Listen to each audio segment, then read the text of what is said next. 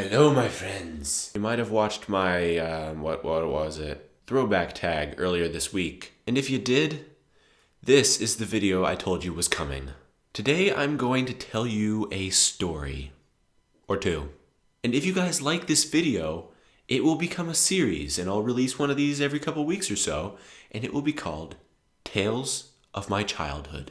Because, to put it as simply as possible, when I was younger, I was a genius. I was so out of the park smart. So for example, like one day I come home from school, kindergarten, mind you, and I decide that just to mix things up a little bit, I'm gonna do my homework on the roof today. So I did. You see, in North Carolina, where I spent my earliest years of life, my bedroom was like right above this little section of roof. So literally all you had to do to get out on it was just open the window and climb out. I wanted to get out on the roof and do my homework, so I did. I guess I just needed a change of scenery or something, because you all know how strenuous that kindergarten homework is. So very shortly afterward, Dad gets a knock on the door by this completely hysterical neighbor who's all like, "Your son is on the roof!" But see, like I said, I was a genius. I heard this short and pointed conversation, so while our neighbor was down there explaining to my dad how I was risking my own life doing homework, I just climbed back inside, and by the time Dad got up there, I was just sitting there like, "What? I has done nothing." This incident was not confined to a single occurrence. I can think of at least 2 other times when this happened. All for different reasons though. You know, I always had a good reason to be on the roof. Unfortunately, this is not the craziest thing I have done or gotten myself into. And if you guys like these videos, if you guys like my little story time, I have an entire list already made out for future videos like this. So just for today, I'd like to talk a little bit about my experiences with automobiles. Now, as I believe I mentioned in an earlier video, I got to start driving 3 weeks before we moved to Germany. In those 3 weeks, I got in about 30 hours of driving time. And I'm very happy and proud to say that no one was killed, no one was injured, no cars were busted. I guess I was just a good driver. So maybe I did all right for those 3 weeks, but my history with cars, actually anything with a motor now that I think of it, is not that pretty. Story number 1. So when I was little, I had a lot of serious questions about life. Specifically, I needed to know where the mail truck goes when it's done delivering its mail. Now, for any normal child, which if I haven't established already, I was not, the first thing you would probably do is go ask your parents. But was I going to ask my parents? Not in a million years. Okay, here's an idea.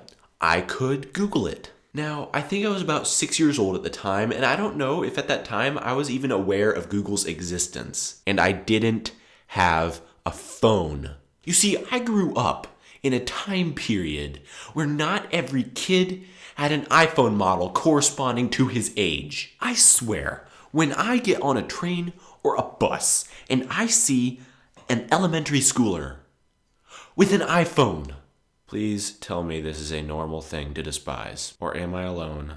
Anyway, so I wasn't going to Google it. I was not going to, try to find the answer to this serious life question on the internet. Okay, final option. This one's complicated. I could logically assume that mail trucks go to the post office. Now, looking back, this just seems so stinking stupid to me. You see, we lived like right next to the post office. We drove by it like every day. And from the street, you can see the mail trucks parked behind the building. I have no words for how stupid I was. I was not going to use logic. But there's one final option, isn't there? Yes, there was. Remember how I told you I was a genius? Being a genius, I put a genius plan into action. So instead of A, asking my parents, B, Googling it, or C, just using my brain, which I'm now debating that I even had, I would use option number 4, which is as follows. Listen carefully. Simply hop on the back of the mail truck and ride it wherever it goes. That's what I'm gonna do. I don't know now what I'm going to do when I get to that 6-lane road that you have to take to get to the post office, but, I'll burn that bridge when I get to it. So I put my genius plan into action. Now, see, the way things worked where we lived in North Carolina is because our mailboxes were not out on the street, but like on our houses, the mailman would park his car at the end of the street and then just kind of walk around the entire neighborhood with his bag. Then once he was done, he would get back in the truck and go a couple blocks over and start again. This gave me plenty of the time I needed. So I walked outside, just tried to look normal as a 6-year-old can look, and I waited. Silently. Stealthily. Until I see the mailman come around the corner to get back in his truck. I start to move in.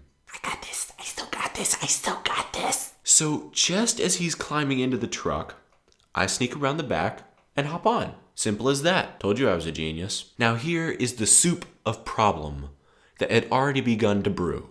As any mother knows, especially mothers of young children, when your kid or kids get real quiet all of a sudden, something is up. Now, I had been quiet for a very long time. I do that when I'm being a genius, planning genius things. My mother might not have had eyes in the back of her head, but she knew something was very wrong. Back outside, the truck had just begun to move. I was feeling so successful. I mean, so far, this was like the highest point of my career as a child. Now, I hadn't gotten very far. We'd only gotten a little ways up the street. Okay, it was only like 5 feet or so, but how far have you gone riding on the back of a mail truck? In any case, we hadn't gotten very far, and little did I know, Mom had looked out the window and seen me riding on the back of this mail truck going up the street. So just as quickly as this whole thing had started, Mom came flying out of the front door, just hollering and screaming. I just kind of hopped off and walked back inside and got the spanking of my life, but yeah. And that's why these days I just Google everything. Now the next incident is a little bit different, because this one actually does end in destruction of personal property. So one night, probably not even 2 years after the first story happened, my brother and I had our favorite babysitter taking care of us. Now, I don't know if by that time we had already made it official that we didn't get babysitters anymore, we got kid sitters. I don't know, but in any case, this guy, this kid sitter was so cool. He was our absolute favorite. We loved him so much, but I don't remember his name, so for the purpose of protecting the mostly innocent, I will refer to him as Brodog. So Brodog had this game that we would play that we enjoyed just as much as Brodog himself. We called it Bad News. So basically, the way this game would play out, pun intended, Brodog would confront us, because he was our master commander, with some random impossible situation. I don't remember what the scenario was for Bad News that night, but whatever it was, it must have been pretty serious, because for whatever reason, we needed his car. Now, of course, we weren't actually going to drive the car. We were just going to get in it and pretend like we were driving it. Speaking of this car, Brodog was so cool that one time he let us shoot his airsoft guns at it. Just saying. So for whatever reason, we needed to get in the Millennium Falcon, his car, to rescue the president, who was probably trapped in the White House with terrorists. Yes, we needed the Millennium Falcon for that. Don't you dare judge us. So we got in the car. And Brodog was a great babysitter, kid sitter, but I think this is where he made his biggest mistake. He got in the back. My brother got in the passenger seat, and who do you think was in the driver's seat? Yours truly. Go figure. Now, I had not yet been educated in the ways of the automobile. All I really knew, or thought I knew, was from what I observed from my parents. And in all the cars my parents had ever owned, the gear shifter and the emergency brake have always been in the console, right here in between the passenger seat and the driver's seat. So naturally, I assumed this was true for all cars. I assumed incorrectly.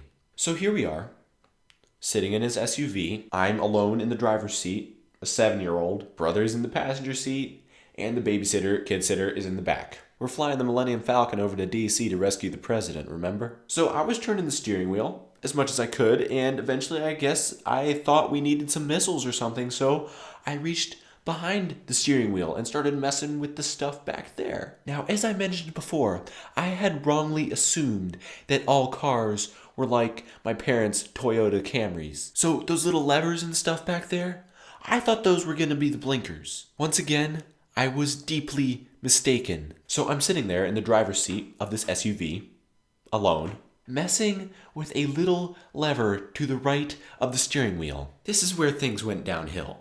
Literally. Like the first story, this did not happen in South Carolina. It happened in North Carolina, which means the roads look a whole lot less like this and a whole lot more like this. So I'm sitting there messing with this little lever thing, and all of a sudden, the earth starts to rotate forward underneath us. At this point, certain people in the vehicle start panicking. Mainly the person whose parents are going to murder him if he dents up his car, and lose his job being this epic kid's kid-sitter, if he runs his SUV through someone else's house. So now I would have to say that his concern was understandable. So he's back there and he's starting to yell at me, step on the brake, step on the brake. But what do I know about that stuff? I attended the highly accredited driving university of sitting in the back seat. I can't see my parents' feet from there. I don't know what all that stuff does. Plus I think this thing was a manual, so 3 pedals? How am I supposed to, what? So the car did not stop by the means of anyone in it.